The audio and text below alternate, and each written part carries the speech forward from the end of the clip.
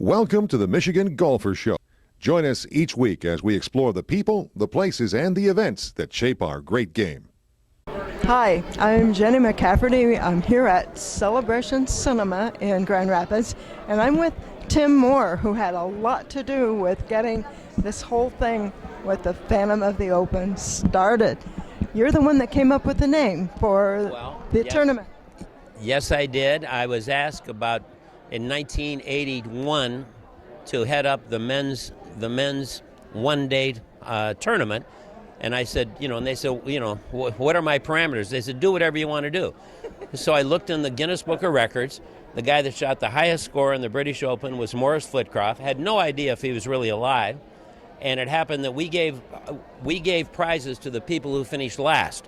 So if you finished last in the tournament, you got bowling lessons, archery lessons, tennis lessons, goldfish. You did not get anything with golf. It was like, get the hell out of the game. So it happened that we had a club throwing contest where we videotaped. You got $100. You rotten, no good son of a gun. We only had that for 3 years because a guy released the club late and almost killed the guy. And so this tournament morphed into something incredibly the wildest dream popular. People were begging to get invited to this one-day tournament.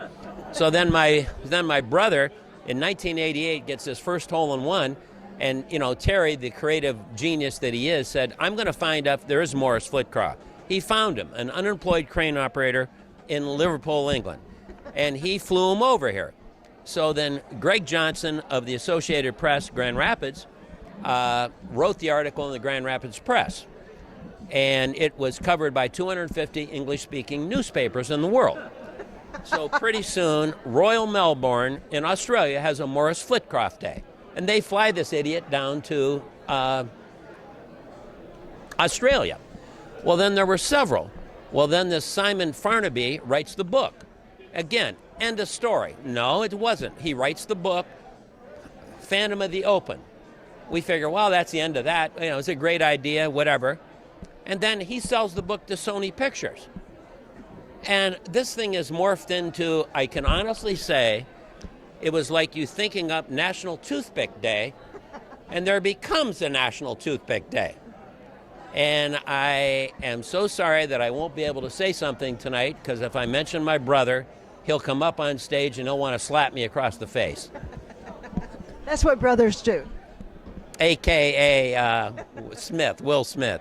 So anyway, that's what happened. That's a really great story, and it's interesting the way it's stuck. But do you remember meeting him? Yes, I do remember meeting him. He came to Grand Rapids for 5 or 6 days, and at that time, Blythefield Country Club was very formal, and we had to wear coat and tie. So we're sitting at the dining room table with my brother and Greg Johnson and a couple other guys, and he gets out a roll of zigzag papers, and I think he's going to roll a joint in Blythefield. This was in '88, and I said, I'm not saying one word because I want him to do it. No, he rolled his own cigarette.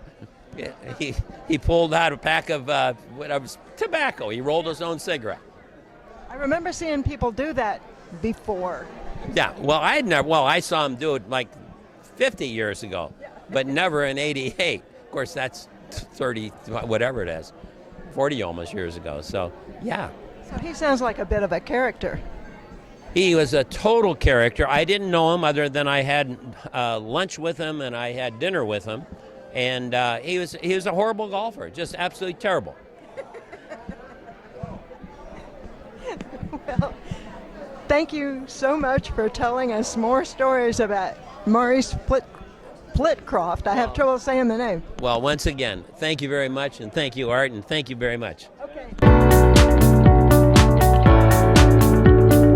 Sperone, Michigan Golfer News, and we're here. We just watched the movie Phantom of the Open, and we're trying to get some feedback from people that watch it. So we are with Mike Jandernoa, and I've known about Morris since it started. Terry's a very good friend of mine, and Terry is every bit as nice as Morris. And so if you love Morris in the movie, you would love Terry Moore.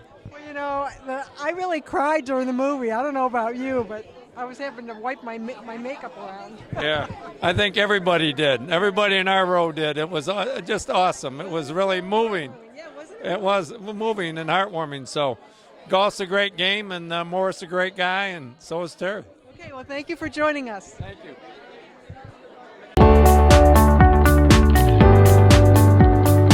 Phillipsboro, Michigan Golfer News, and we are here. We just saw the Phantom of the Open, so we wanted to ask you, ladies, what did you think? And well, first of all, what's your name? Mary Beth McMahon. Madeline Hesberger. Okay, so what did you think, Mary Beth? Oh my gosh, it's the feel-good movie of the summer. It's unbelievable that it's a true story, and I don't think anyone would be disappointed not coming to see this movie. So did you shed some tears? I did. Oh my gosh, I cried so hard and laughed just as hard as I cried. Oh my gosh! And what about you? Same thing. I mean, pretty much the same thing. I grabbed this poster because I want to take it down south with me when we go this winter. Everybody should know about this. This is it's a great movie. It warms your heart, and it just makes you feel so good about the game of golf and what it does for people. So, Do you ladies play? Do you play? We both do. Where do you play? Egypt Valley. Oh, in Egypt. same. Yeah. Okay, that's a wonderful track. Oh my But God. the fact that it talks about our golf course in Grand Rapids is Blythefield Country Club, and it's a true story. It's a must-see for Grand Rapidians. Well, the thing that I really didn't know, did he really go to the U.S. Open 3 other times? Yeah, I guess. I mean, I didn't know that either. So it was 6 times total. Oh, I'm sorry, the British Open. What did I say? That's okay. That's okay. We like to take credit for those things. Yeah. Anyway, ladies, well, thank you for being with us. Okay, thank you.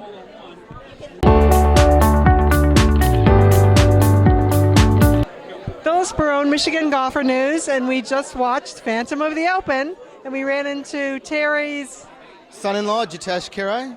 So tell us, what did you think? I thought it was a great story.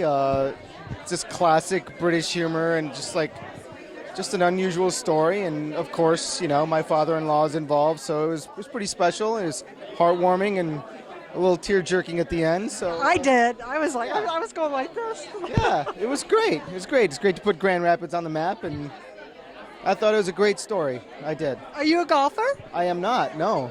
Okay, so you still enjoyed the movie, even though you're not. Yeah.